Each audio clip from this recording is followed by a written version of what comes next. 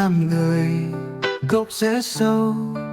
Nhưng ai gieo hạt nghĩa màu đời vui, chúng thực sáng tỏa muôn nơi, tâm trong ý vững cuộc đời thăm ngày. Yêu thương gắn kết hôm nay, tôn trọng người khác, dựng xây nghĩa tình, phẩm chất giữ vững chân mình, gắn kết xã hội vươn mình thăng hoa. Đức là ánh sáng chan hòa, dẫn đường ta bước nở hoa cuộc đời.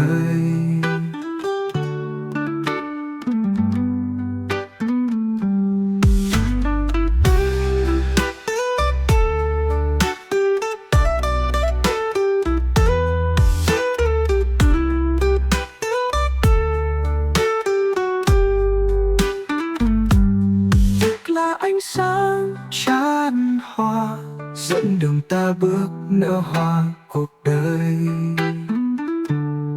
Đức là ánh sáng chan hòa, dẫn đường ta bước nở hoa cuộc đời.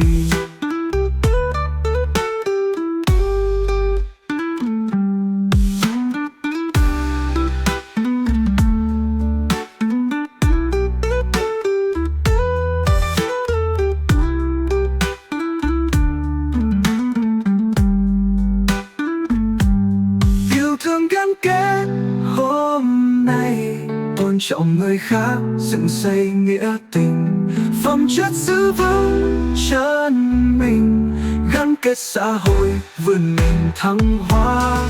Yêu thương gắn kết hôm nay, tôn trọng người khác, dựng xây nghĩa tình, phẩm chất giữ vững chân mình, gắn kết xã hội vươn mình thăng hoa.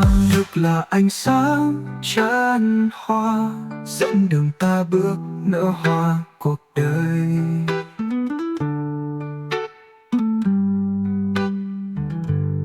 Đức là ánh sáng chan hòa, dẫn đường ta bước nở hoa cuộc đời.